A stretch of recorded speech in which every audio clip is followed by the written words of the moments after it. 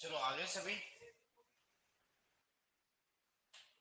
को good afternoon, Radhe Radhe. Online में एक बार आप मुझे बताएं कि क्या मैं आपको दिखाई दे रहा हूँ, क्या आप मुझे सुन पा रहे हैं? एक बार कमेंट सेक्शन में यस कर दो ताकि आज के सेशन को, आज की इस क्लास को हम कंटिन्यू कर सके। कॉन्टेस्ट आपका यस, बिल्कुल आप सभी का मोस्ट वेलकम है दोस्त। चलो आप मुझे बताओ कि देख पा रहे हो, सुन पा रहे हो, सभी लाइव आ गए क्या? फिर हाँ, मनोज यस, राधे राधे, पंकज, अरुण, ज्योति, बिल्कुल। चलो आज जो फसलें चालू करेंगे वो है रोकड़ फसलें या नकदी फसलें। नकदी फसलें, इन्हीं को क्या कहा जाता है? रोकड़ फसलें। पहले तो हमें पता होना चाहिए कि रोकड़ फसलें या नकदी फसलें क्या होती है। देखो तो रोकड़ फसलें या नकदी फसलें वे फसलें होती है जिन्हें किसान उगाता है। किसान क्या करता है? किसान अपने खेत में उगाता है और किसान अपने खेत में उगाने के बाद इसे मतलब मार्केट में नगद नगद मतलब अपन कह सकते हैं कि फसल की उपज लेते हैं। फसल की क्या लेता है वो? फसल की उपज लेता है। उपज लेने के बाद इसे क्या करता है? तुरंत मार्केट में क्या कर देता है? बेच देता है। मार्केट में सेल कर देता है, बेच देता है। मतलब इसे स्टोर करने में ज्यादा इंटरेस्ट नहीं करता, मतलब इसे भंडारित करके रखने में कोई ज्यादा इंटरेस्ट दिखाता नहीं है। वो डायरेक्ट उगाता है, उगाने के तुरंत बाद जब यील्ड आती है तो उस उपज को वो क्या कर देता है? मार्केट में सेल कर देता है। मतलब नगद पैसा चाहिए उसको, सीधी सी बात। ये नकदी फसलें या रोकड़ फसलें। रोकड़ का मतलब पैसा होता है, सीधी सी बात। चलो इसमें देखो कौन कौन सी फसलें आती है। आती तो कई सारी है, नकदी फसलें, रोकड़ फसलें। जैसे आज जो पढ़ेंगे उसका नाम शुरू में लिखता हूं, वह है कपास। कपास आती है। और कौन आती है? गन्ना आती है। और कौन है? आलू है, तंबाकू है। और देखो और भी आने में तो देख, सब्जियां है ना, सब्जियां वह भी सारी इधर ही आती है। फल जो है वह भी आता है। चाय और कॉफी भी आती है। चाय और कॉफी भी आती है। मशरूम भी आता है। क्या है? मशरूम। और बेबी कॉर्न है ना, बिल्कुल गुरु लगा दो। बेबी कॉर्न जो है ना, उसको भी ज्यादा स्टोर रख नहीं सकते। पहला कॉटन वाला आंसर कर देना, दो कर देना। पूरा फोल्डर ही डाल दोगे ना? हाँ, डाउनलोड में डन। डन म्यूजिक बजाएंगे।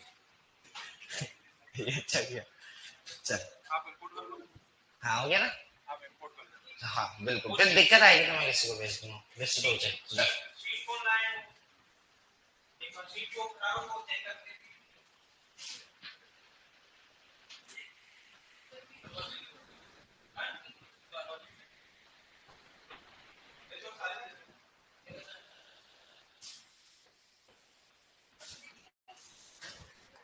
चलो चालू करें।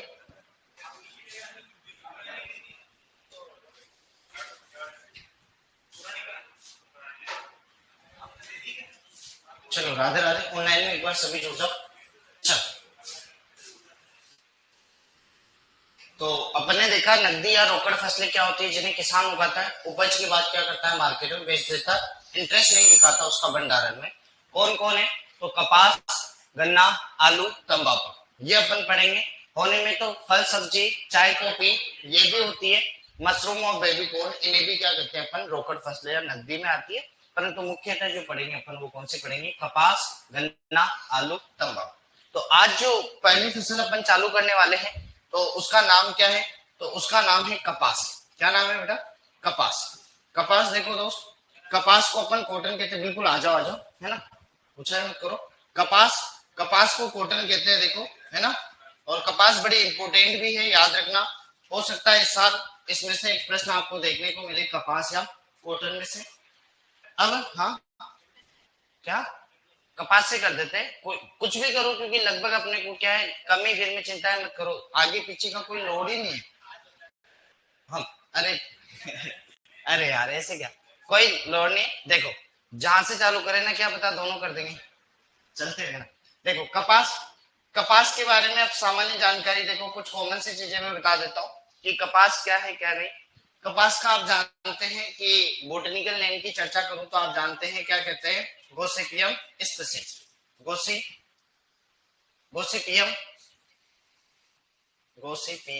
स्पीसीज। अब देखो स्पीसीज का मतलब यहाँ पर क्या है, कपास की 4 प्रजातियां पढ़ेंगे। कितनी पढ़ेंगे? 4 प्रजातियों की चर्चा करेंगे। चारों प्रजातियां अपन एक प्रकार से देख लेंगे। एक लाइन याद रखना कि सुनो भारती, क्या याद रखोगे? सुनो भारती, एमबीए, सुनो भारतीय एमबीए यूएसए, से ही करनी है, करनी है। 4 प्रजातियां होती है। देखो अपने को पता है कि सुनो को अंग्रेजी में कहते हैं अपन हियर, क्या कहते हैं बोलो? हियर, है ना? तो याद रखना है, एक तो आर्बोरियम, एक है हर्बेसियम और एक है आर्बोरियम। ये जो 2 प्रजातियां हैं, दोनों के आगे गोसिपियम तो सबके आगे लगाना है। क्या लगाना है? सबके आगे गोसिपियम, सभी के आगे लगाना है। ये दोनों की दोनों कौन सी है बताओ? तो ये है भारतीय, मतलब भारतीय का सीधा सा अर्थ क्या है? देसी। और देसी जो किस्में हैं इनके अंदर 2n बराबर होता है 26। कितना होता है? 2n बराबर 26। फिर याद रखना एमबी, एम का मतलब याद रखना मिस्र। क्या याद रखना? मिस्र। मिस्र मतलब इजिप्ट, क्या कह सकते हैं? इजिप्ट। इजिप्ट की जो है वह याद रखना बी से बारबेडोस। क्या है? बारबेडोस। ये गोसिपियम बारबेडोस या बारबेडेंस कहते हैं, अलग अलग नामों से कह देते हैं, तो बारबेडोस। फिर देखो यूएसए से ही करनी है। अब यूएसए मतलब अमेरिका, अमेरिका की कपास अगर आपसे पूछे, अमेरिका की कपास पूछे तो ही से याद रखना हिरसुटम। क्या याद रखना है? हिरसुटम। तो देखो गोसिपियम, हिरसुटम पूछे तो अमेरिकन कपास, ये दोनों कॉमन रूप से विदेशी कपास कहला सकती है। कॉमन रूप से क्या कह सकते हैं? विदेशी कपास। और विदेशी कपास के अंदर 2n बराबर इसका जस्ट डबल 6 का 2 12 हो जाता है, 2 2 4 1 5, मतलब कितने हो जाते हैं? 52। समझ में आया? अपन ने कहा कि कपास का वैज्ञानिक नाम गोसिपियम स्पीसीज है, पर स्पीसीज का मतलब पता होना चाहिए अपने को कि अपने सिलेबस में कितने कपास हैं? 4। 2 तो देसी मतलब भारतीय, गोसिपियम आर्बोरियम और गोसिपियम हर्बेसियम। 2 बाहर की है, इनके 26 है गुणसूत्र संख्या, इनके कितने हैं? उसका जस्ट डबल कर लोगे, कितने? 52। एमबीए, एम का मतलब मिस्र की कपास कौन है? Gossypium Barbados. और गोसिपियम हिरसुटम वो है क्या है? अमेरिकन कपास। इतना सा अपने को पता रहेगा, बिल्कुल ये लिखने का टाइम भी दे दूंगा मैं, चिंता मत करो। अब देखो कपास वगैरह का कुल वगैरह की चर्चा करूं मैं आपसे, तो कुल वगैरह की चर्चा करो तो ये उसी कुल का सदस्य है जिस कुल का भिंडी होती है, और जिस कुल का सदस्य होता है कपास, ये एक ही कुल का सदस्य है। इनका नाम क्या है बोलो? मालवेसी। क्या नाम है बोलो? मालवेसी। लो, मालवेसी, मालवेसी परिवार का सदस्य है। और देखो गुणसूत्र की संख्या मैंने उधर कंसेप्ट क्लियर ही कर दिया, परिवार हो गया। अब बात करें उत्पत्ति स्थान, तो उत्पत्ति स्थान बता ही दिया मैंने आपको कि क्या है? देसी कपास का तो देसी होगा, मिस्र वाली का मिस्र होगा, अमेरिकन कपास का अमेरिकन होगा। दैट इज क्लियर, ये है इसका उत्पत्ति स्थान। फल प्रकार वगैरह, फल जो कहलाता है वह क्या कहलाता है? कैप्सूल। क्या कहलाता है? कैप्सूल संपुट, कैप्सूल संपुट, या फिर गोल वगैरह भी कह देते हैं। क्या कहते हैं? गोल वगैरह वगैरह अपन कह देते हैं, याद रखना। और पुष्प क्रम जो होता है वो होता है स्क्वायर। क्या होता है? स्क्वायर। स्क्वायर या इसी को गोल भी कहते हैं, क्योंकि गोल अलग अलग चर्चा में कह देते हैं, याद रखना इतना सा। अब देखो कपास, कपास ऐसी क्रॉप है, अपने को पता है कि कपास से रेशा बनाया जा सकता है। कपास से क्या बनाया जा सकता है? रेशा। पशुओं की खाद्य खली बनाई जाती है। क्या बनाई जाती है? खाद्य खली बनाई जा सकती है। हालांकि कपास का तेल भी निकलता है, कपास का तेल भी निकलता है, तो हालांकि तेल भी निकाला जा सकता है, परंतु मुख्यतः जो काम आती है वह किसके लिए? रेशे के। रेशा और खाद्य खली पशुओं की, पशुओं की खाद्य खली। एक्चुअल में इसका जो फल होता है ना, उसे बिनोला कहते हैं। क्या कहते हैं? बिनोला। बिनोला और बिनोले की खली के नाम से अपने मार्केट में अपन कहते हैं, है ना? या फिर वो एक भाषा में क्या कहते हैं अपने? है काकड़े की, काकड़ा, है ना? कहते हैं ना काकड़े की खली, वो पशुओं के।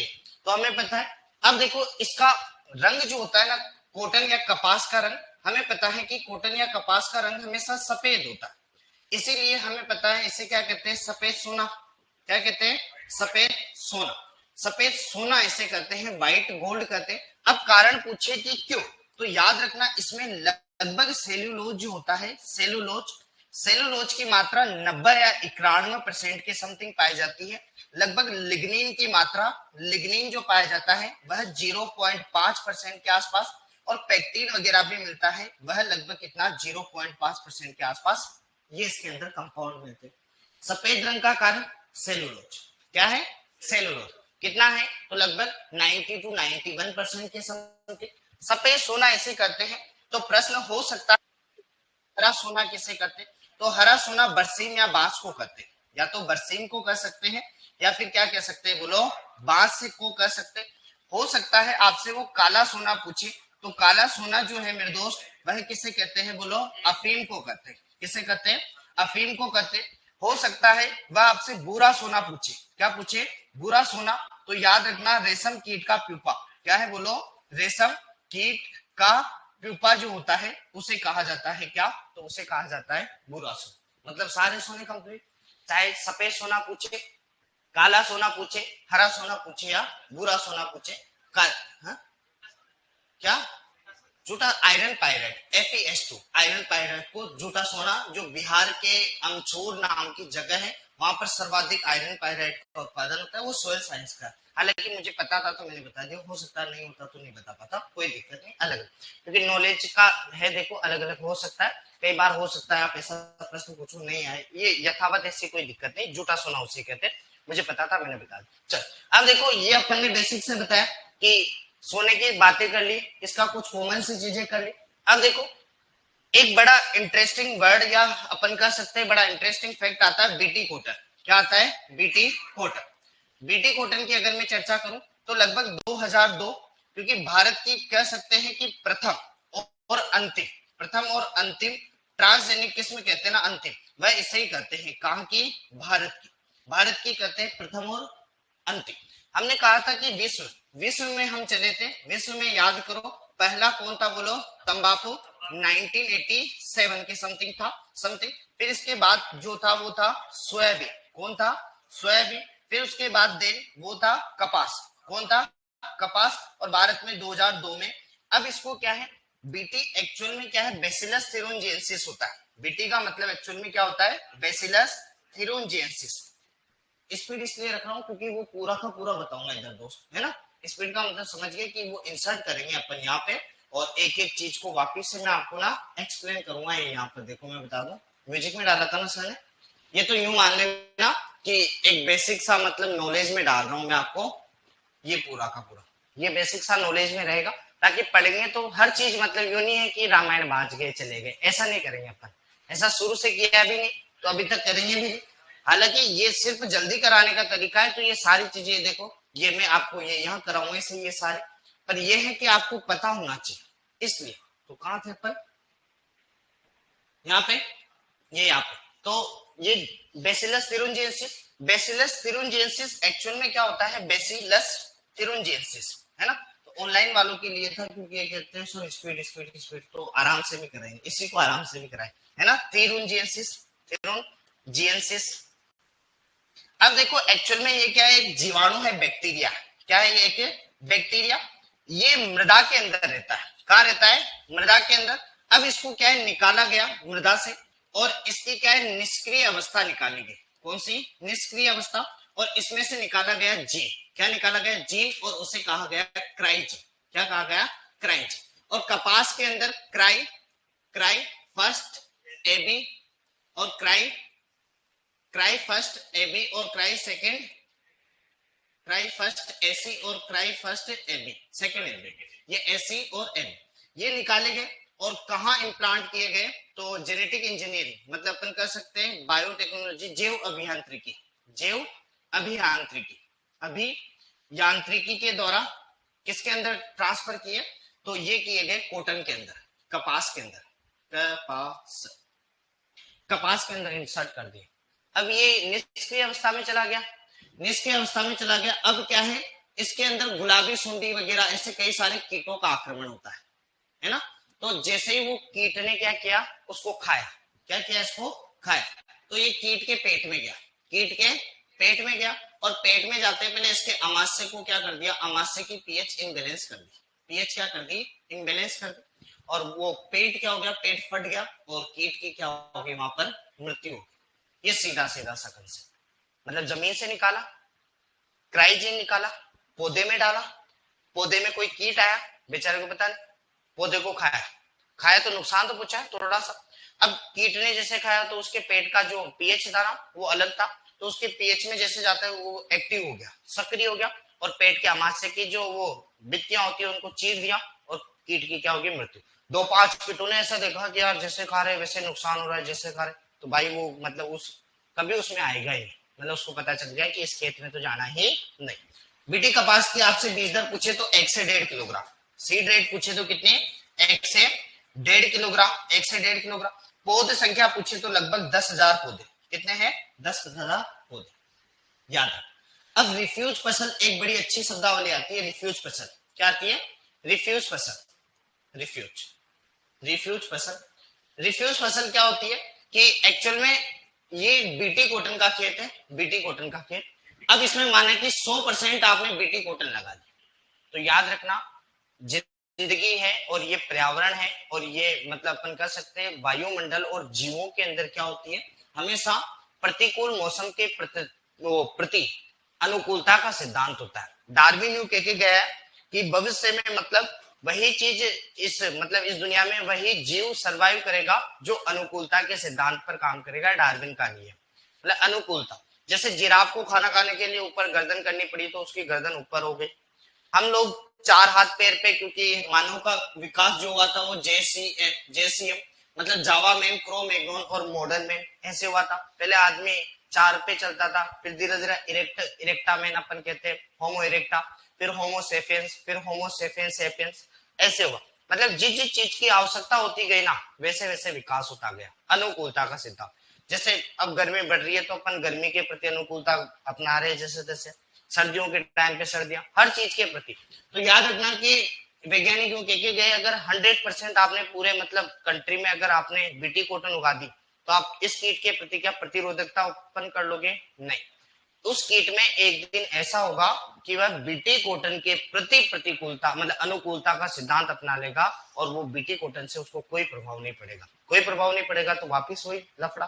तो क्या करते हैं, हमेशा याद रखना कि इसमें क्या करते हैं, खेत में ये पूरा खेत है ना, इसमें लगभग 80% के आसपास तो बीटी कॉटन उगाते हैं, और इसके चारों तरफ है ना लगभग 15 से 20, कुछ किताबें 15% कहती है, कुछ किताबें 20% कहती है, 15 से 20% नॉन बीटी उगाते, मतलब वो कीट आए नॉन बीटी को खाने दो, कोई दिक्कत नहीं, अपन ने उगाई क्या है, बीटी उत्पाद, ताकि वो कीट क्या है, कीट उसके प्रति प्रतिरोधकता उत्पन्न ना कर सके, ये याद रखना, बड़ा अच्छा कंसेप्ट है। और कॉटन वगैरह को क्या है, ये बीटी कॉटन को सीडी माई नाम का एक व्यक्ति था, सीडी माई, वो भारत वगैरह में लाया, सीडी माई नाम का व्यक्ति ये भारत वगैरह में लाया, ये बीटी कॉटन का कंसेप्ट है। कुछ वन लाइनर फैक्ट्स है, देखो, एक आता है फज, एक आता है लिंट, एक आता है फज, एक आता है लिंट, एक आता है सीड कॉटन, सीड कॉटन, और एक आता है कॉटन सीड, क्या आता है, कॉटन सीड, सीड। एक आता है जिनी, ओटाई परसेंट जिनी, जिनी है ना, एक है फाइब्रोग्राफ, फाइब्रोग्राफ, फाइब्रोग्राफ, एरियालोमीटर, एरियालोमीटर, मीटर, एरियालोमीटर है ना, एक माइक्रोनेयर, माइक्रोनेयर, नेयर है ना, सेट लाइन खेती, सेट लाइन, सेट लाइन, एक H4 किस्म के बारे में और वरा लक्ष्मी के बारे में। ये कुछ कंसेप्ट्स और देखते हैं, देखो खरीफ की फसल है, ये तो थोड़ा सा याद होना चाहिए, हो सकता है इतना तो अपने को याद होगा। खरीफ की है, कॉटन कपास से गंगानगर हनुमानगढ़ के ना, तो आपको बहुत अच्छे से पता है कि बरसात के टाइम के आसपास करते हैं। खरीफ की फसल है, ये तो थोड़ा दिमाग में डाल लेना, कपास के सीजन में उगाते हैं खरीफ में, ये तो एक कॉमन सी चीज है, इतना सा अपने को कोशिश करना चाहिए, आना चाहिए, है ना। चल ये कुछ है। अब देखो अपने को पता है कि कपास में क्या होता है, रेशा होता है, क्या होता है, रेशा। रेशे के लिए कुछ शब्द प्रयोग करते हैं, एक तो फज और एक लिंट। लिंट से याद रखना लंबा, ल से लंबा, ल से लिंट, तो याद रखना लंबे रेशे को क्या कहते हैं बताओ, लिंट। लंबा रेशा क्या कहलाता है, कपास का लिंट। तो ये अपने आप याद रखना छोटा रेशा। कैसा याद रखना? छोटा रेशा। बताओ, दो परिभाषा याद हो गई। बड़ी बड़ी लिखाऊंगा कि कपास का छोटा रेशा फज कहलाता है और कपास का लंबा रेशा लेंट कहलाता है। ल से लंबा, ल से लेंट, दो परिभाषा की। एक है सीड कॉटन, एक है कॉटन सीड। याद रखना सीड, पहले सीड आएगा ना, और सीड में शब्द कितने हैं? दो। पहले नंबर पे कौन आना चाहिए? सीड, और सीड में शब्द कितने हैं? दो। पीछे आएगा तो कोई मतलब नहीं है सीड का, ध्यान से समझ। इसका मतलब होता है सीड, मतलब सीड मतलब इसमें बीज भी होता है, बीज के साथ इसमें कॉटन का मतलब कपास भी होता है, कपास मतलब रेशा। मतलब ऐसी चीज, मतलब ऐसी परिभाषा कि ऐसी कोई चीज जिसमें बीज और रेशा दोनों हो, उसे कॉमन रूप से क्या कहोगे? Seed cotton. जबकि इसमें सिर्फ और सिर्फ रेशा ही होता है, रेशा ही होता है, यूं नहीं इसमें बीज में डाल दें। दो परिभाषा और पूछेगा कि सीड कॉटन और कॉटन सीड कैसे कर। याद रखना आगे शब्द आना चाहिए सीड, और सीड में शब्द कितने? दो। तो दो चीजें नजर आएगी, सीड भी नजर आएगी और कॉटन भी नजर आएगा। कॉटन मतलब रेशा, सीड मतलब बीज। मतलब ऐसी चीज जिसमें बीज और रेशा दोनों होता है उसे पर्टिकुलर क्या कहते हैं? Seed cotton. अगर सीड शब्द पीछे चला गया तो कोई मतलब नहीं, फिर उसका कोई सेंस नहीं था, फिर उसमें सिर्फ क्या रहता है? रेशा रहता है। क्या रहता है? रेशा।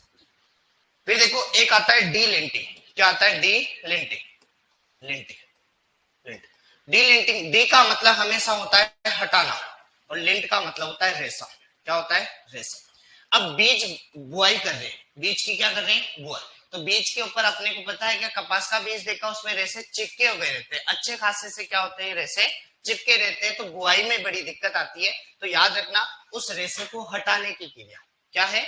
उस रेशे को हटाने की क्रिया क्या कहलाती है? डी लिंटिंग कहलाती है। क्योंकि कहां तक, एक तो नुकसान भी तो हो रहा है ना, अपन ने तो उगाया रेशा था, रेशे को निकालो ना पूरा, फिर बाद में बीज की बुआई करो। तो डी लिंटिंग, डी लिंटिंग जो करते हैं वो H2SO4 से करते हैं, और एक करते हैं जिंक क्लोराइड से। याद रखना 1 किलोग्राम अगर बीज है ना, तो लगभग उसके लिए 100 ml के समथिंग क्या लेते हैं? 1 किलोग्राम 100 ml क्या लेते हैं? H2SO4। मतलब अपन कह सकते हैं कि H2SO4 अनुपात बीज, इसका मतलब होता है 1:10। कितना होता है? 1:10।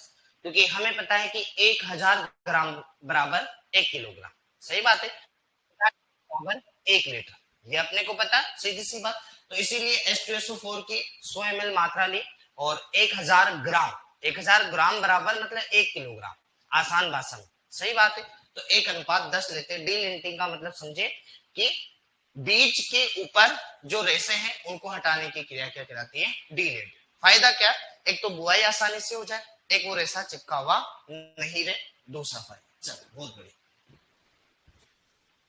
सर, यू आर ग्रेट ऐसे भी मत कहो भाई, ये तो फर्जीवाड़ा कर रहे हो तुम लोग।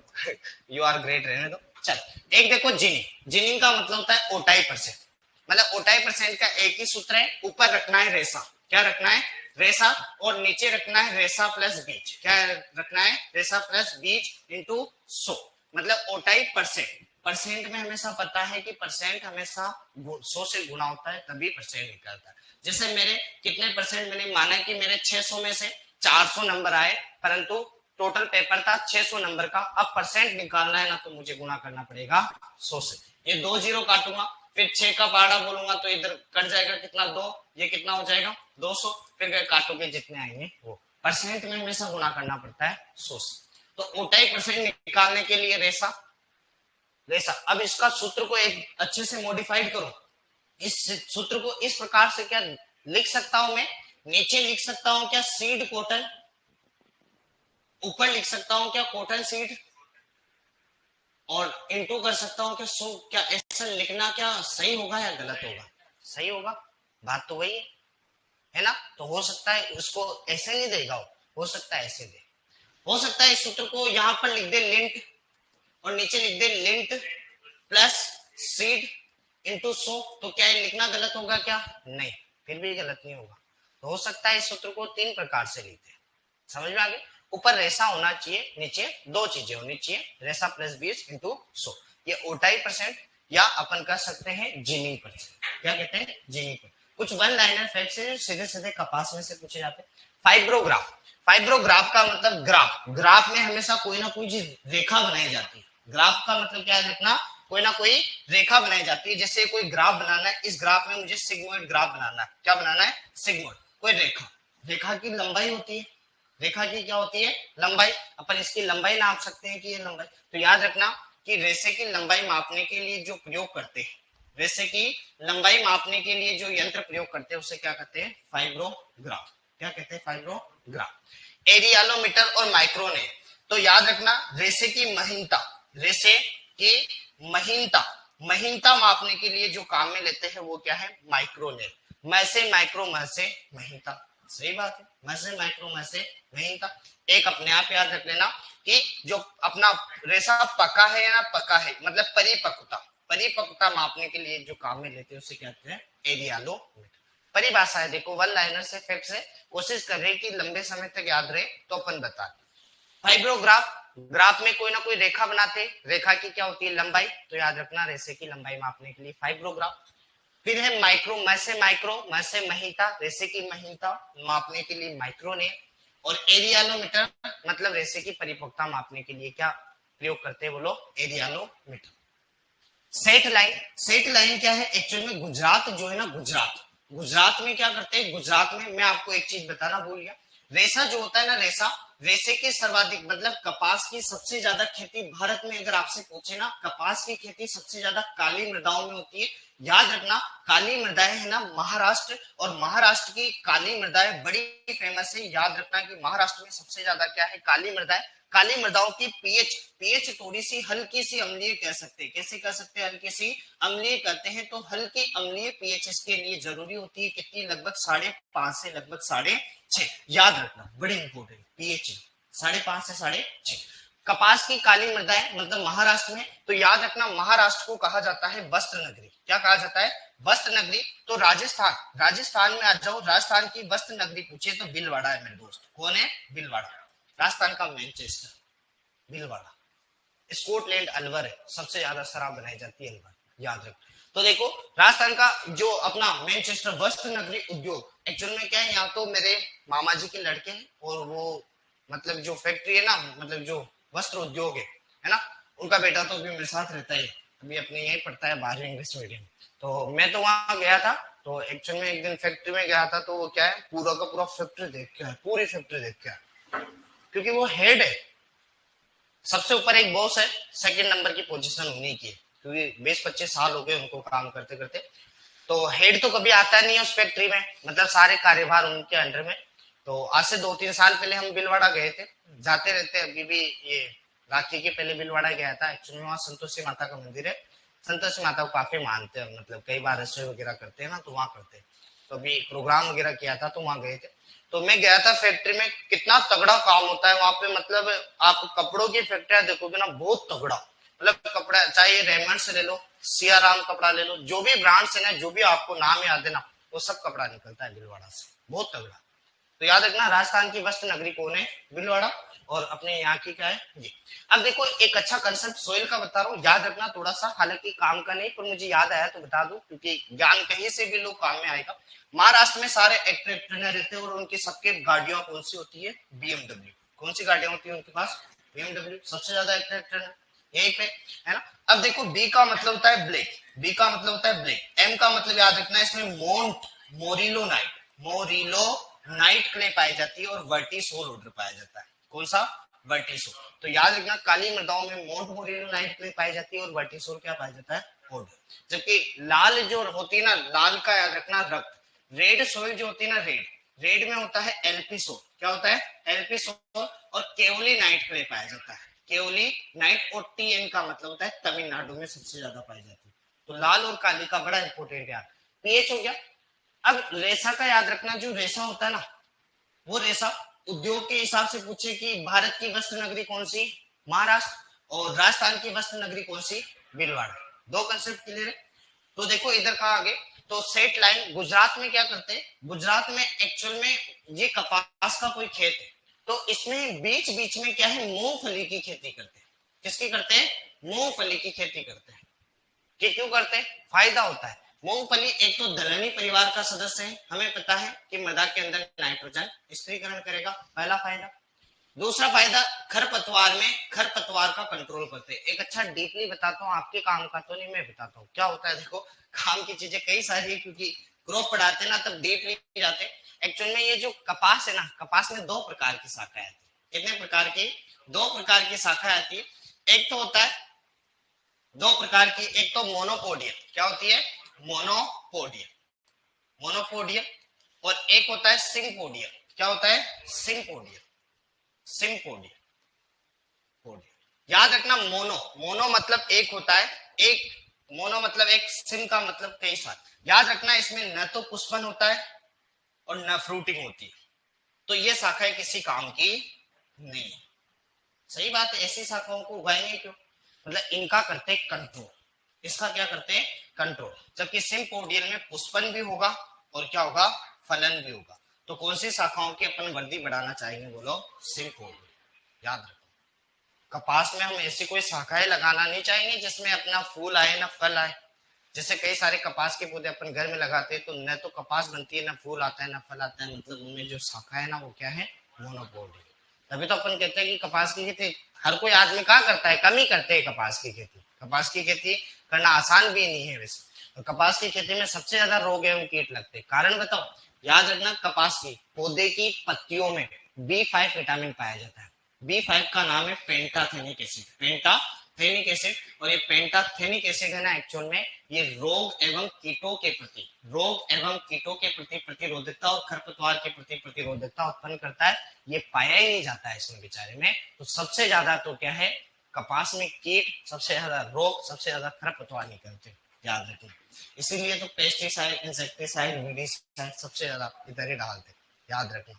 तो कपास, अब देखो वो बात अलग है कि गेहूं और चावल का उत्पादन क्षेत्र पर ज्यादा है, तो टोटल अगर ओवरऑल जाएगा तो उधर जाता है वो, तो याद रखना। अब इसमें डाई यूरोन और मोनो यूरोन क्या डालते हैं? डाई यूरोन और मोनो यूरोन, मोनो यूरोन ये खरपतवार नाशी दवाइयां डालते हैं। याद रखना, कारण बड़े अच्छे से पता चला। क्यों नहीं पाया जाता? क्योंकि B5 अनुपस्थित होता है, बाकियों में होता है। अब बात करें थे अपन गुजरात की, तो गुजरात में सेट लाइन है ना, सेट लाइन कैसी? मतलब खरपतवार का आक्रमण होता है, या तो मूंगफली लगा लो। तो अपन कह सकते हैं कि खरपतवार के प्रति क्या होती है? बेचारे को थोड़ी राहत मिलती है, क्योंकि मूंगफली बीच बीच में हो जाती है ना, तो वो जगह जो बची हुई ना, क्योंकि अपन क्या कहते हैं कि those plant which is grow out of time, out of place, that is called weed। मतलब ऐसे पौधे जो बिना उगाए, मतलब बिना उगाए बिना समय के उग जाते हैं, क्या कहलाते हैं? वीड कहलाते हैं। सही बात है। तो ये बीच बीच में उगाओगे, इसे क्या कहोगे? सेट लाइन कहते। क्या कहोगे? सेट लाइन कहती, गुजरात में करते। अब देखो दो किस्में बड़ी अच्छी बता रहा हूं, एक तो है H4 और एक है वरालक्ष्मी। देखो 1970 और 1976 के समथिंग, ये याद रखना, इंट्रा स्पेसिफिक, इंट्रा स्पेसिफिक, और ये इंटर इंटर स्पेसिज। याद रखना स्पेसिज। चलो देखो क्या है, हिंदी में इसको अंतर सस्यन कहते हैं, उसको अंतरा सस्यन कहते हैं। हिंदी का थोड़ा लोचा। याद रखना इसमें ए लिखा है मैंने, जबकि इसके बीच में नहीं लिखा मैंने। बस ये शब्द देखने में एक जैसे लगे, सारी स्पेलिंग एक जैसे सारी। बस याद रखना ये इंट्रा है और ये क्या है? इंटर है। इतना सा अंतर है बस। अब देखो क्या होता है कि एक सीटी पटेल थे, डॉक्टर सीटी पटेल। ये थे गुजरात के, गुजरात के। और गुजरात के इन्होंने क्या किया? गोसिपियम, गोसिपियम को गो लिख रहा हूं, गोसिपियम हिरसुटम और इनटू गोसिपियम हिरसुटम करवाया। और इससे जो प्रजाति पैदा हुई उसका नाम दिया क्या? H4, एक किस्म। और इधर याद रखना, एक वो व्यक्ति थे, व्यक्ति का नाम याद नहीं आ रहा, याद आएगा तो बताऊंगा। कि एक व्यक्ति थे, सीडी माई तो नहीं, एक थे, जो भी है, उन्होंने क्या किया? Gossypium hirsutum into Gossypium Barbados, ये किया। तो इससे जो किस्म पैदा हुई उसका नाम क्या था? वरालक्ष्मी। इसमें दोनों प्रजातियां एक ही है, याद रखना। हिरसुटम का मतलब अमेरिकन कपास इंटू अमेरिकन कपास, समझे मेरी बात? इसमें अमेरिकन कपास इंटू मिस्र की कपास, याद रखना, अमेरिकन कपास इंटू मिस्र की कपास। चलो ये याद रखना, ये कॉमन चीज है। अब देखो धीरे धीरे उधर भी देखते हैं, क्योंकि आधा तो कंसेप्ट वैसे क्लियर हो गया। वैसे तो देखो कुछ बताता हूँ इधर। चलो रोकड़ फसलें चालू करें। पहला क्या है? कपास। कुछ चीजें आप ही बोलना, क्योंकि ये कॉमन सी चीजें हैं। देखो बताओ वानस्पतिक नाम क्या है? Gossypium species. बताओ कुल कौन सा है? मालवे से। उधर भिंडी का भी मालवे से।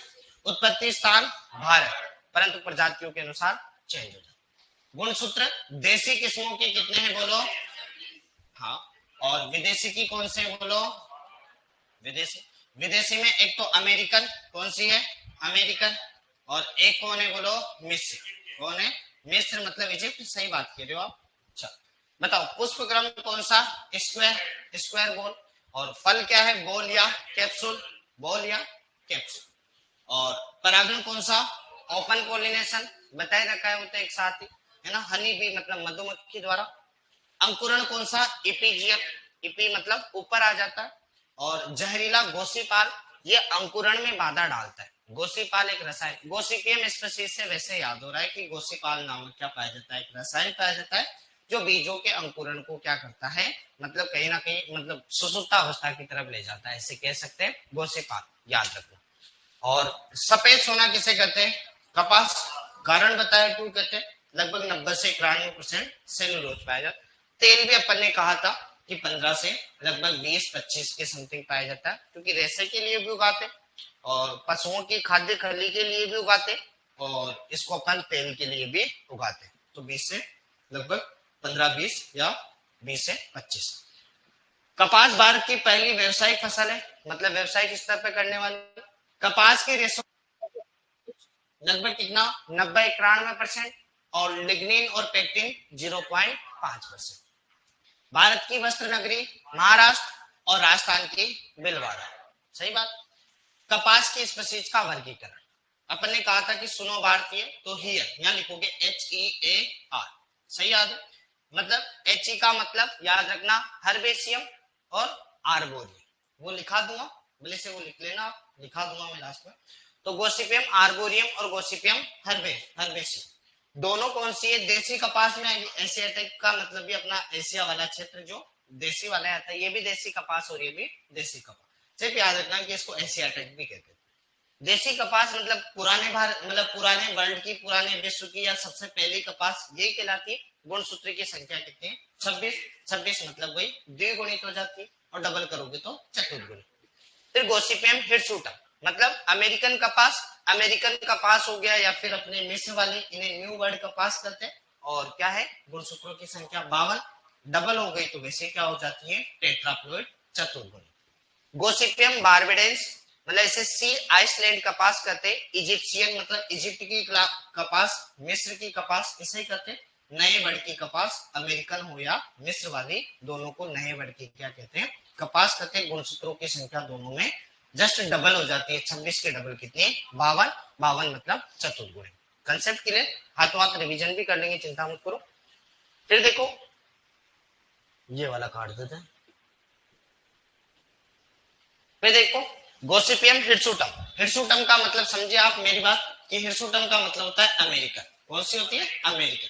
अमेरिकन कपास का क्या है? क्षेत्रफल ज्यादा है, क्योंकि अमेरिका में लगभग जमीन ज्यादा है तो इसको ज्यादा उगाते। परंतु याद रखना बड़े अच्छे से, मिस्र की कपास होता है ना, उसका रेशे याद रखना कि वह सबसे महीन और पतला रेशा, ये बड़ा इंपोर्टेंट। क्षेत्रफल तो अमेरिकन का ज्यादा है, परंतु रेशा सबसे अच्छा महीन, बारीक और पतला जिसका होगा ना, वो है मिस्र की कपास। Gossypium barbadense. क्या है? Gossypium barbadense. मतलब अपने को याद रखना है कि अमेरिका बड़ा सा है ना, क्योंकि उत्तरी अमेरिका, दक्षिणी अमेरिका काफी बड़े बड़े नॉर्मल है ना। इजिप्ट वगैरह तो छोटा सा देश है वैसे भी। तो याद रखना क्षेत्रफल ज्यादा तो अमेरिकन कपास का है, परंतु हाँ मिस्र में से महीन। महीन मतलब बारीक, मतलब छोटा। जो सबसे अच्छा रेशा होता है वो किसका होता है बताओ? तो वह होता है मिस्र का। ये बड़ा इंपोर्टेंट। फिर देखो सीड कॉटन, कॉटन सीड, आगे शब्द आना चाहिए सीड, और सब सीड में कितने? दो, तो दो चीजें मिलेगी, सीड कॉटन। तो सीड और कॉटन, कॉटन का मतलब समझ गए लिंट रेशा, बताए रखा। लिंट का मतलब लंबा रेशा, फज का मतलब छोटा रेशा। कॉटन सीड में कोई मतलब नहीं है, सिर्फ और सिर्फ क्या मिलेगा? सीड। कोई सिर्फ याद रखना एक, क्या याद रखना? एक। सीड कॉटन दोनों में क्या करेगा? कंफ्यूज करेगा, सीधी सीधी अपने जैसा। चलो कोई बात। हाँ रेशा यहाँ याद रख लेना, क्या याद रखना? कि सीड, मतलब इधर कोई मतलब नहीं, सीड। सीधा सा वर्ड याद रखना है अपने को, सीड कॉटन। सीड का याद रखना है मुख्यतः। फिर देखो ये हो गया, अपन ने कहा था कि कपास के बीज को क्या कहते हैं, बिनोला, और उसकी खली निकलती है उसको बिनोले की खली, और ये काकड़ी की खली, ऐसे ही तो कहते हैं, तो ये बिनोला की खली। फिर कपास, हाँ ऐसे पाटिल, बिल्कुल उन्होंने बता दिया कि वरा लक्ष्मी जो किस्म है ना वो ऐसे पाटिल ने डेवलप करी थी, बहुत बढ़िया। चलो पंकज भाई, कपास में जीनी मतलब 28%, 33% होता है। लिंट मतलब रेसा, और नीचे क्या आ गया, लिंट प्लस ये क्या आ गया, क्या लिखा हुआ है,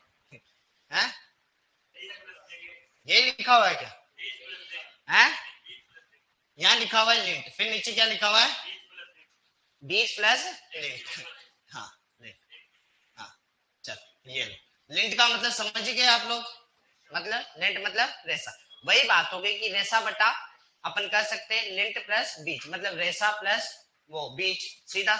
और इसी को क्या मॉडिफाइड कर सकते हैं अपन ने बताया ना, बताओ ऊपर क्या लिखेंगे अपन, तो लिंट का मतलब रेसा, रेसा होता है, तो ऊपर क्या लिख सकते हैं अपन, रेसा वाला, तो नीचे वाली चीज तो कराएगी अपन सीड कोटन, क्या कहलाता है, सीड कोटन।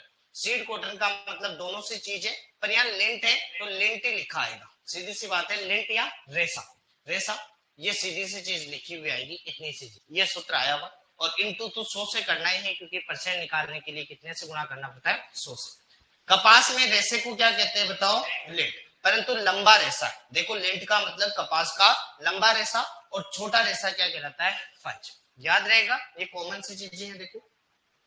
फिर सिम्पोडियल और मोनोपोडियल, मोनो में कुछ नहीं, सिम में सब कुछ। सिम्पोडियल में फल और पुष्पन वाली शाखाओं को क्या कहते हैं, सिम्पोडियल। मोनोपोडियल में देखो वृद्धि करने वाली शाखाएं हैं, जबकि इसमें कुछ भी नहीं आता, तो पुष्पन में फलन नहीं आता, मतलब इनकी तो क्या करते हैं अपन, इनको तो कंट्रोल करते हैं और इनकी क्या करते हैं, ग्रोथ करते हैं। डीलिटिंग, डीलिंटिंग, डी का मतलब हटाना, लिंट मतलब उसके बीजों के ऊपर जो रेशा चिपका हुआ है उसे। तो देखो कपास की बुआई करते समय, क्योंकि बुआई से पूर्व क्या करेंगे, रेशे को हटाने की क्रिया क्या कहलाती है, डीलिंटिंग कहलाती है। डीलिंटिंग में देखो काम आने के लिए H2SO4 और जिंक क्लोराइड, मुख्यतः काम क्या आता है, H2SO4, H2SO4 सल्फ्यूरिक अम्ल और बीज, क्या कहा था अपन ने, एक, माना कि 100 ml ये लेंगे तो 1 किलोग्राम क्या लेंगे, बीज, तो इसका अनुपात आ जाएगा 1:10। अगर हो सकता है बीज को आगे रख दे और उसको पीछे रख दे तो 10:1 भी हो सकता है, थोड़ा सा याद रखना, बीज ज्यादा होगा जबकि H2SO4 कम होगा। देखो बीज तथा सल्फ्यूरिक अम्ल को आपस में मिलाकर 1-2 मिनट तक रखने के बाद में पानी से धो दिया जाता है, जिससे क्या हो जाता है, वो हो जाता है। फिर देखो अन्य विधि जिससे गोबर या मृदा में मिलाने से भी डीलिंटिंग की जा सकती है, क्योंकि गोबर का लेप करते ना तो गोबर चिपचिपा होता है, उससे अपने आप क्या हो जाता है, वो सारा का सारा रेसा है ना जाता है, अलग हो जाता है। रेसे को तो वैसे रगड़ते हैं तो अलग हो जाता है अपने बीजों से, तो गोबर या मिट्टी में भी रगड़ कर सकते हैं। मुख्यतः पूछेगा वो ये कैसे पूछेगा, डीलिंटिंग का। फिर देखो अवायवीय जीवाणु क्लोस्ट्रिडियम का प्रयोग भी किया जाता है, ये भी पूछ ले तो पूछ ले कभी कभी कि किसका, क्लोस्ट्रिडियम नामक जीवाणु का भी काम में लेते हैं, जो क्या होता है, अवायवीय। डीलिंटिंग के लाभ देखो, एक तो बुआई में आसानी होगी, अपन ने कहा था बुआई करेंगे तो, एक ऊपर की कठोर परत जो टूटने से अंकुरण अधिक होता है, मतलब ऊपर की कठोर परत हो सकता है टूटे नहीं, रेसा रहता है तो थोड़ा सा आसानी होगी। रोग और कीट को प्रकोप भी क्या होता है, कम। रेसे में सेल्यूलोज होता है तो सेल्यूलोज में दीमक लगता है, मैं पता है सेल्यूलोज का शत्रु कौन है, दीमक, दीमक आएगा बीज को खा जाएगा, पौधा ही नहीं देगा दो, तो अपन कह सकते हैं कि रोग एवं कीट का क्या होता है, कम, क्योंकि सेल्यूलोज नहीं होना चाहिए। फिर नेक्स्ट देखो रेसे की मोटाई, ये तो दो ही चीजें याद रखनी है, बहुत पतला रेसा और बहुत मोटा रेसा। ये मोटाई है, मोटाई मतलब चौड़ाई है ना, तो बहुत पतला रेसा की 3 माइक्रोमीटर से कम, और अधिक का उसका डबल कर लेना 6 माइक्रोमीटर से अधिक। दो चीजें याद रखनी, बीच में याद रखना चाहो तो 0.9 करते जाना, क्या करोगे 0.9, ये 3 से कम है तो अब 3 से 3.9, फिर 4 से 4.9 ऐसे करते जाओगे, जिसमें फिर 5 से 5.9, ऐसा ज्यादा माथा पच्ची मत करना, 3 का जस्ट डबल कितना होता है 6 माइक्रोमीटर, क्योंकि मोटाई है ना, मोटाई माइक्रोमीटर में मापते हैं, मिलीमीटर में तो उसको मापेंगे लंबाई को, लंबाई को, माइक्रोमीटर का मतलब बहुत छोटा, क्योंकि कितना, अभी मेरे शर्ट का कोई धागा निकालो तो बहुत फाइन आएगा, मतलब फाइन इन द सेंस बहुत महीन आएगा, तो ये माइक्रोमीटर मतलब सबसे कम, बहुत पतला रेसा तो 3 माइक्रोमीटर से कम, और बहुत बड़ा या सबसे बड़ा मोटा जो है वो 6 माइक्रोमीटर से क्या होता है, अधिक। बीच बीच में क्या करते रहोगे, पॉइंट। फिर पतला रेशा 3 से 3.9 माइक्रोमीटर, मध्यम 4 से 4.9, फिर देखो मोटा 5 से 5.9 और बहुत मोटा 6। फिर ये देखो लंबाई, लंबाई मापते हैं तो सबसे कम मतलब सबसे छोटा याद रखना 20.5 मिलीमीटर, मिलीमीटर मतलब सबसे छोटा, और बहुत बड़ा रेशा तो 32, कितना याद रखोगे 32। तो याद रखना 20 और 32, क्या याद रखोगे 20 और 32, तो 20.5 32.5 याद रखना, सही बात तो है ना। पर 20-32 याद रखोगे तो 0.5 अपने आप आपके दिमाग में सेट रहेगा ना, तो वैसे याद रहेगा, कंफ्यूज नहीं होगे। उधर तो 3 और 6 याद रखना है, चौड़ाई में क्या याद रखना 3 और 6, सबसे छोटा मतलब 3 से छोटा, सबसे बड़ा मतलब 6 से बड़ा। इधर याद रखोगे 20 और 32, 20 से छोटा मतलब 20.5 से छोटा, और इधर 32.5 से बड़ा, ये याद रखोगे सीधी सी। बीच में करते रहना, देखो 21 से 24.5, 25 से 27.4 और 27.5 से 32.5, ये 0.5 का खेल हटाना, तब जाके अच्छे समझ में आएगा। 21 से 24, ये 25 से 27, 27 से 32, फिर वो 0.5 का खेल खेलते रहना। मुख्यतः याद कौन रखोगे, सबसे छोटा और बहुत बड़ा, याद रखना 20 और 32, 20.5 32, याद रहेगा मोटा मोटा जिसमें काम। फिर देखो माइक्रोनेयर, मैसे माइक्रो, मैसे महीनता मापने के लिए। फाइब्रोग्राफ, ग्राफ पे क्या लिखी जाती है, लंबाई। एरियालोमीटर मतलब रेशे की परिपक्वता, तीनों परिभाषा के लिए। मैसे माइक्रो, मैसे महीनता, ग्राफ पर लंबाई होती है, एरियालोमीटर मतलब परिपक्वता। देखो तीनों रेशे की, समझ में आ गई रेशे। जलवायु बता ही दिया था कि खरीफ की है तो कॉमन सी चीजें, क्योंकि अच्छी क्रॉप के लिए ये चीजें तो कोई मायने नहीं रखती है, तो नॉर्मली याद होना चाहिए। खरीफ की है C3 आएगा, और डीएनपी आता है मुख्यतः, क्या आता है डीएनपी। देखो इंटरमीडिएट शॉर्ट डे प्लांट भी कहते हैं, क्योंकि इसका और क्लासिफिकेशन, फर्दर क्लासिफिकेशन होता है इंटरमीडिएट का, कि इंटरमीडिएट एक तो क्या होता है लॉन्ग डे होता है, वो भी दो प्रकार के होते हैं, एक तो कम कम प्रकाश चाहने वाला लॉन्ग डे, एक ज्यादा प्रकाश चाहने वाला लॉन्ग डे। शॉर्ट डे होता है वो भी दो प्रकार का, एक तो शॉर्ट मतलब बिल्कुल सबसे छोटा, एक ज्यादा चाहिए उसको परंतु फिर भी शॉर्ट डे, एक इंटरमीडिएट जिसमें बीच वाला प्रकार चाहिए, डीएनपी मान लेना आप, क्या मान लेना डीएनपी, फर्दर क्लासिफिकेशन में माता पची नहीं। फिर देखो बॉल खुलने का जो तापमान होता है वह कितना होता है 25, और लगभग वृद्धि के लिए कितना 21 से 27, याद रखना कि इसके लिए सबसे बढ़िया है ना वो 25 के आसपास के याद रखोगे, इसमें काम हो जाएगा। चलो फिर देखो काली मृदाएं काफी अच्छी होती है, कपास की काली अपने राजस्थान में कपास श्री गंगानगर हनुमानगढ़ में काफी अच्छी उगाई जाती है, याद रखना। परंतु काली मृदा हाड़ौती क्षेत्र में ज्यादा है, याद रखना। हालांकि कपास उगाई श्री गंगानगर हनुमानगढ़, बीकानेरी लरमा और वो गंगानगरी लरमा, अपने जो किस्में आएगी दरी आएगी, देखो दिग्विजय वगैरह ऐसी किस्में आएगी, तो याद रखना। हालांकि उगाते उधर है पर काली मृदा अपने हाड़ौती में काफी ज्यादा है, याद। फिर देखो तिरक, तिरक का मतलब कुछ नहीं, बोल होती है ना बोल, बेचारी वो बोल क्या हो जाती है, मतलब बीच में से कोई कट लग जाता है, मतलब अपन कहते हैं ना फल फटना, कोई भी फल फटना तिरक। तो जो तिरक का मतलब तिरार आ गई छोटी सी, फल फट जाते हैं वो कहलाती है तिरक।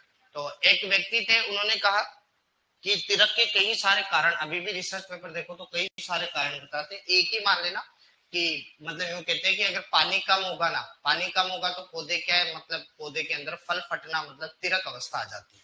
तो तिरक या बेड बॉल ओपनिंग यह कपास से संबंधित है। प्रोफेसर दस्तूर ने सिर्फ इन्हीं का मान्य रखा है, ये कह के गए कि नमी में मतलब असंतुलन होता है ना, तो इसका क्या हो जाता है बॉल फट जाती है, इसे क्या कहते हैं तिरक कहते हैं, क्या कहते हैं तिरक कहते हैं, याद रखना। फिर देखो बीज दर, बीज दर देसी कपास की याद रखोगे 1 से 1.5 और संकर की याद रखोगे 2.5 से 3, क्या याद रखोगे 1 से 1.5 और 2.5 से 3, दो याद रखोगे।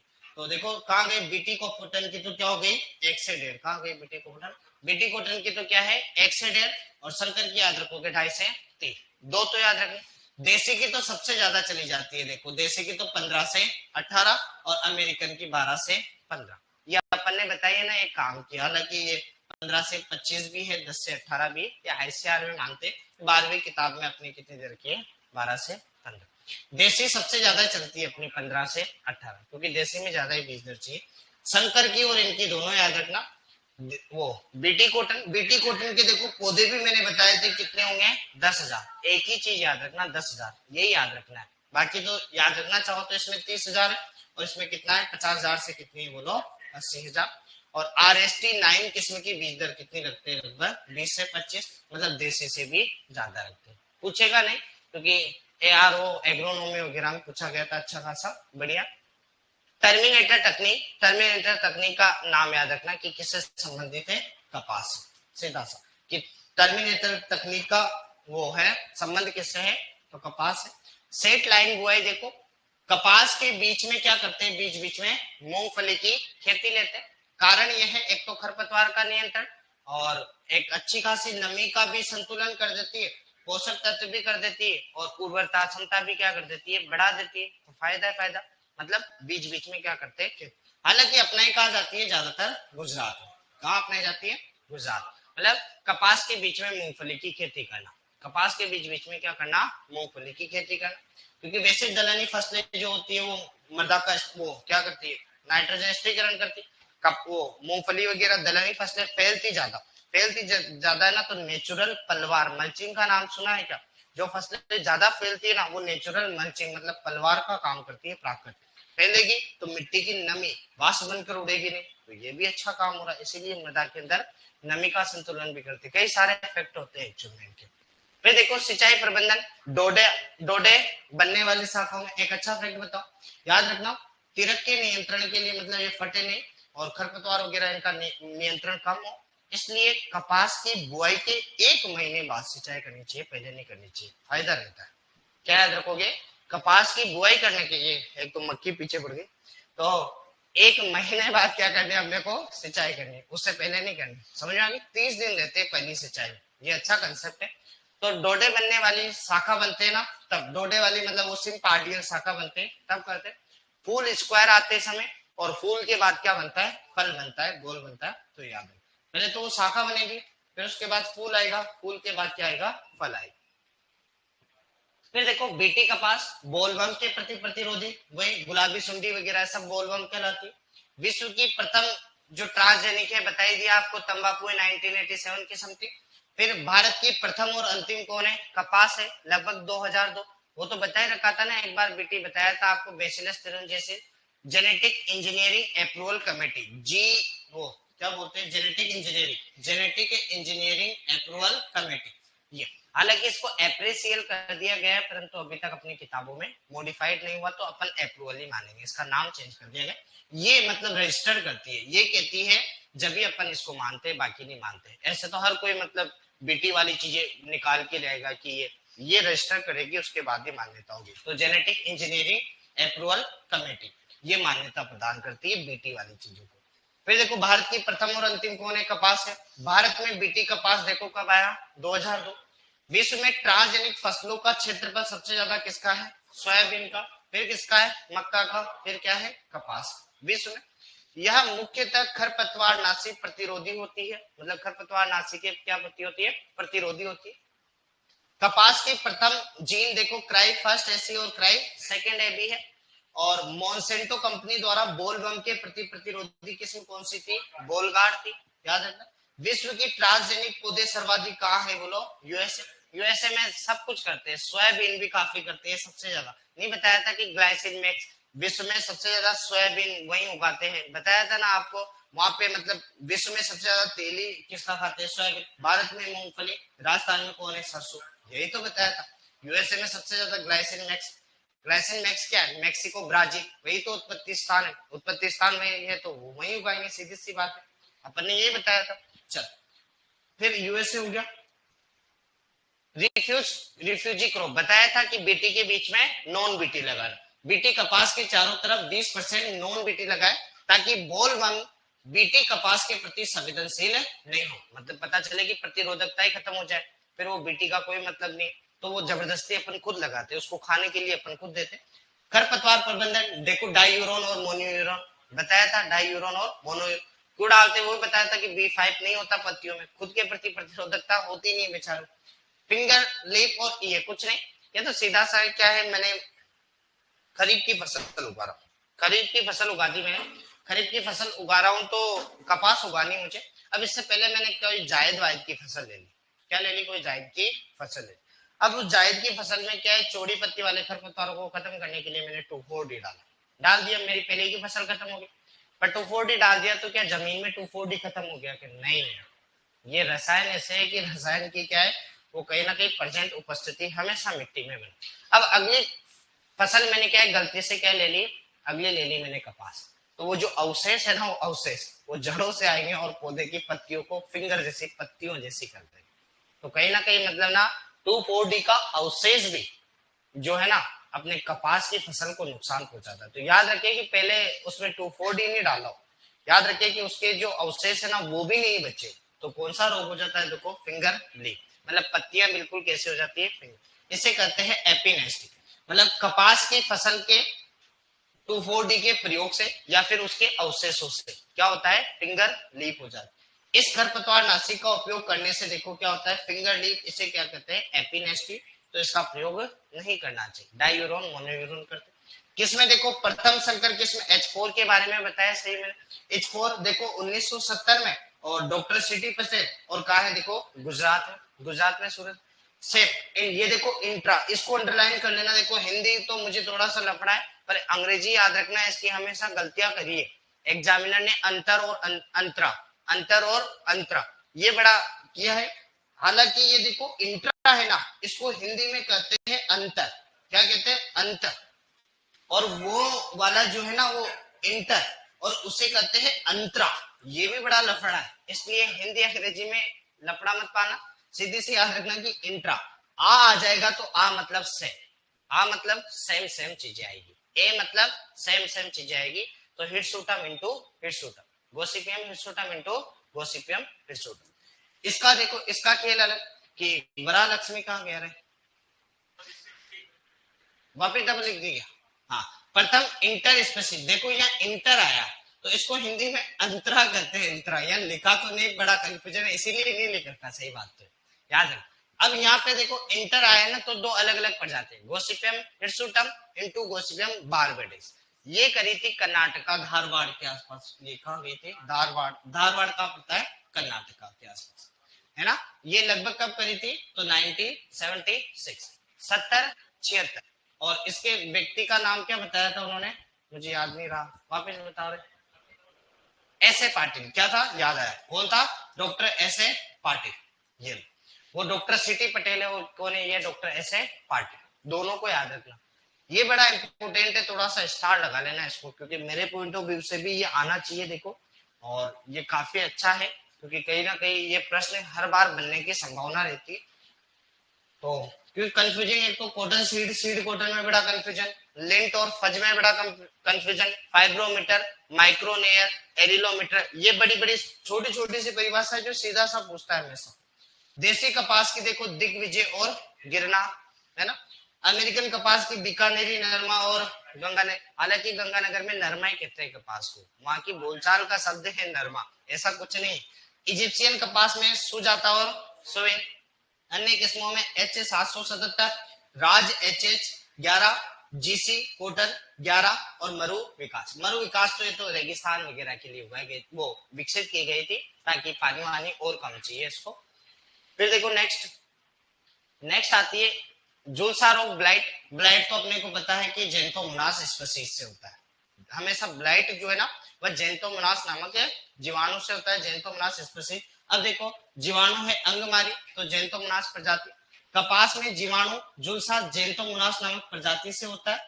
इस रोग को देखो अलग अलग नाम कहते हैं, तो कृष्ण शाखा, काला हंडी, black arm, angular leaf spot. ये याद रख लेना, थोड़ा सा ये याद रखना है, क्योंकि ये आया हुआ है।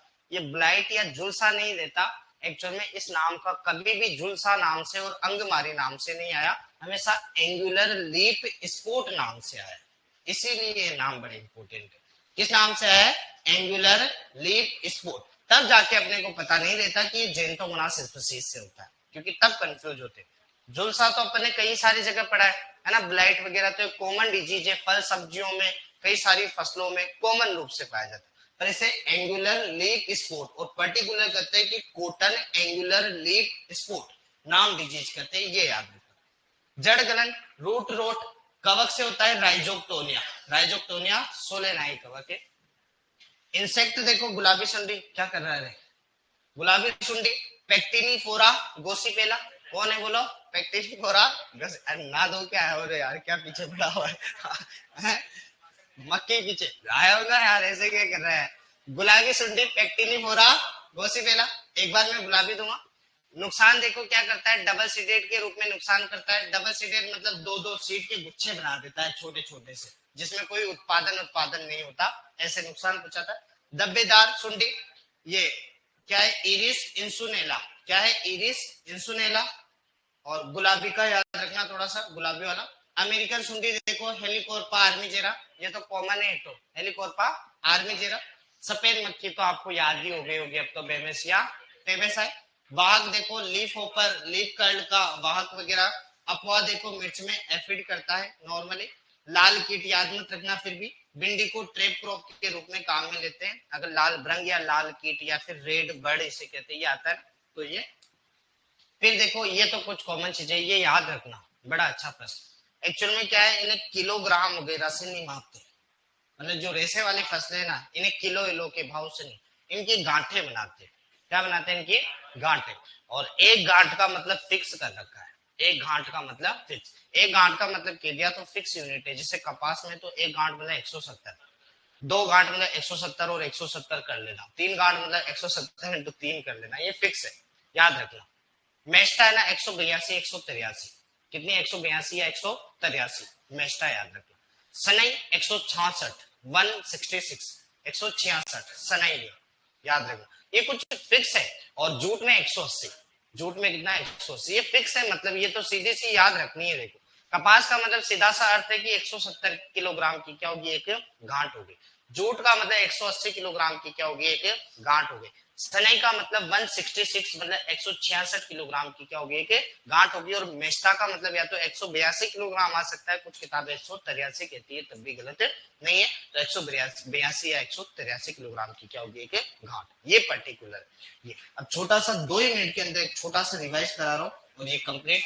कपास देखो पढ़ा भी अच्छे से, खाली बोर्ड पे भी समझा दिया, बड़े पे भी एक बार छोटा सा रिवीजन करा रहा हूँ। कपास खत्म, ऐसे करते हुए रोकड़ फसलों का मतलब होता है उगाओ बेचो, कई सारी है, जैसे कपास वास, ये कई सारे पढ़ेंगे, तंबाकू अम्बाकू, आलू आलू, फल सब्जियां, बेबी कॉर्न, मशरूम, ये सारी की सारी उगाओ और मार्केट में बेचो, सीधा सा कहा।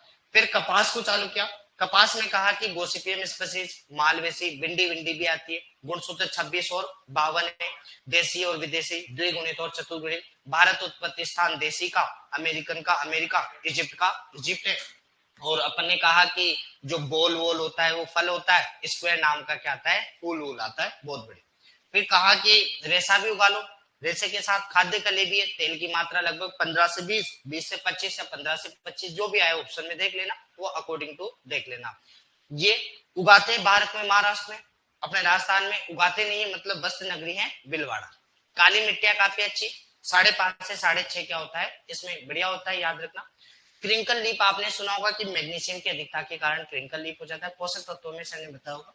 ये कुछ सफेद सोना, काला सोना, पीला सोना, पीला सोना सरसों को करते हैं। एक और याद आ गया, पीला सोना किसे करते हैं बोलो, सरसों को। तो ये सारे सोने कंप्लीट हो गए ना, याद रखना। हरा सोना बरसिम, काला सोना बांस या बरस, वो क्या है, हरा वो काला सोना तो अफीम है, हरा सोना बांस या बरसिम, बुरा सोना रेशम कीट का पिपा, पीला सोना सरसों, सफेद सोना क्योंकि सेलुलोज काफी अच्छा 90-91%, पेक्टिन 0.5, लिग्निन 0.5, बहुत बढ़िया। फिर देखो ये कुछ बीटी के बारे में बताया, जमीन से निकाला, पौधे में डाला, बोलबम आया, खाया, खत्म, सीधी सी। जेनेटिक इंजीनियरिंग अप्रूवल कमेटी करेगी, 2002 में कंप्लीट किया।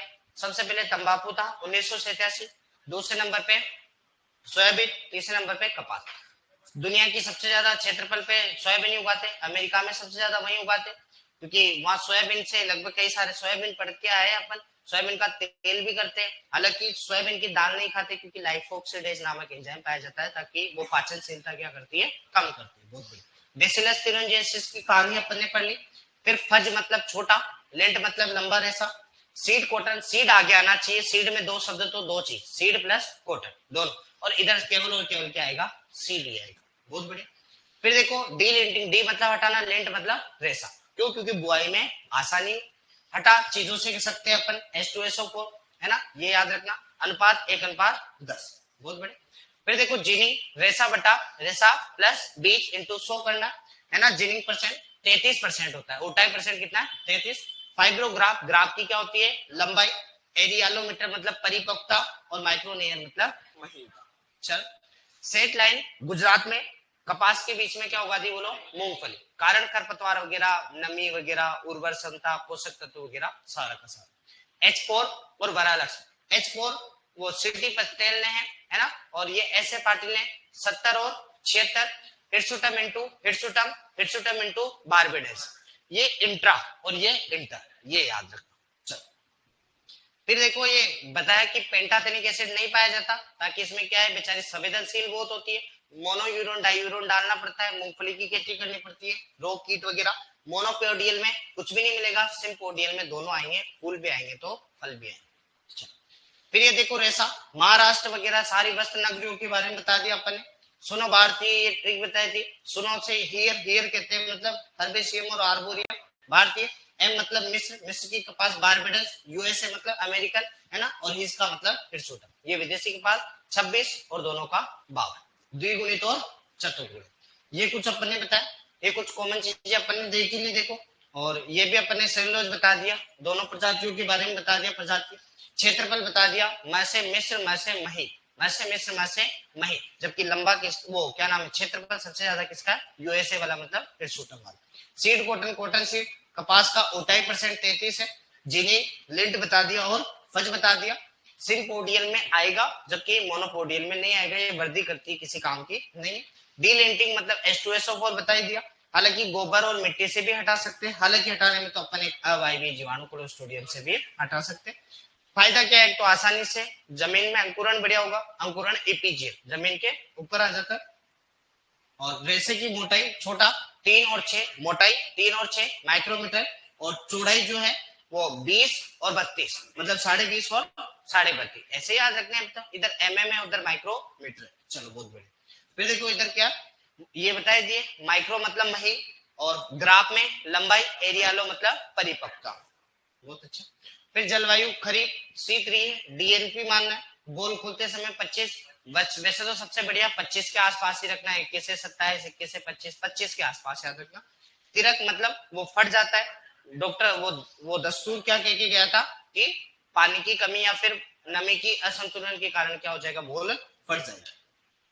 देसी कपास वगैरह बताया था 1 से 1.5, 2.5 से 3, दो बड़े इंपोर्टेंट देसी और याद रख लेना मोटे मोटे की, देसी में 15 से 18, अमेरिकन की क्या है 12 से 15, और ये पौधे याद रखें 10,000। टर्मिनेटर तकनीक किसके हैं बोलो, सेट लाइन का मतलब समझिए मूंगफली उगानी है बीच में, हो सकता है। तो ये देखो खरपतवार के लिए अपने डायूरोन मोनोयूरोन, पहले तो डोडे वाली शाखा आएगी, फिर फूल आएंगे, फिर क्या आएंगे फल आएंगे, बहुत बढ़िया। बोलबम बताया दिया, तंबाकू वगैरह, बीटी के पूरा का पूरा कंसेप्ट पूरा क्लियर है। रिफ्यूजी अपन ने कहा कि बीटी के बीच में नॉन बीटी उगाओ, रिफ्यूज करो ना मतलब उनको बताओ कि ये खाने पर ये मत खा। 2,4-D नहीं होना चाहिए, 2,4-D के अवशेष भी नुकसान पहुंचाते हैं, 2,4-D के अवशेष भी नुकसान पहुंचाएंगे, फिंगर मतलब अंगुलियों जैसी क्या हो जाएगी उसकी वजह। किसमें बताया दिए H4 के बारे में आपने बता दिया, और क्या नाम है वो वरालक्ष्मी के बारे में बता दिया, 70 और 76, ये ऐसे पाटिल और वो सिटी पटेल, ये वो सूरत गुजरात और ये कर्नाटक का धारवाड़ की समती। ये देसी कपास की बता दी, अमेरिकन की बता दी। दो किस्में क्या इंपोर्टेंट बताया, दो तो याद रखोगे से, दो में भी सबसे ज्यादा इंपोर्टेंट बताओ तो बीकानेरी नरमा और ये अमेरिकन कपास की, अगर सबसे ज्यादा इंपोर्टेंट। जोसा देखो, जोसा का नाम याद रखना है क्या है एंगुलर, हाँ यही बताएगा, यही है जेंटोमोनास। जड़ ग्रंथ देखो राइजोक्टोनिया सोलेनाई, और गुलाबी सुंडी एक बार मेरे साथ बोलो क्या है पेक्टिनिफोरा गोसिपेला, एक बार और बोलो पेक्टिनिफोरा गोसिपेला। और इसके बाद देखो धब्बेदार सुंडी का बोलो इरिस इंसुनेला, क्या है बोलो इरिस इंसुनेला। चलो और अमेरिकन सुंडी हेलिकोर्पा आर्मिजेरा, सफेद मक्खी का भी बेमेसिया फेगोसा, लीफ कर्ल वगैरह को फैलाता है, मिर्च में एफिड वगैरह फैलाता है देखो, और लाल लाल कीट आता है तो इसके लिए क्या होगा तो भिंडी होगा। तो मालवेसी परिवार है, कपास को नहीं खाकर भिंडी को खा लेगा, बात तो एक ही परिवार एक ही है, भिंडी को नुकसान पहुंचाने देंगे पर कपास को नहीं। ये देखो घाट वाट का वजह। आज के इनके समाचार पर सर की क्लास है आपके नहीं क्यों चलो 26/8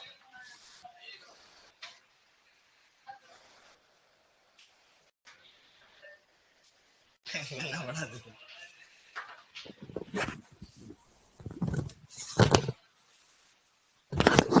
ऑनलाइन में कोई दिक्कत हो तो बता दो, है ना।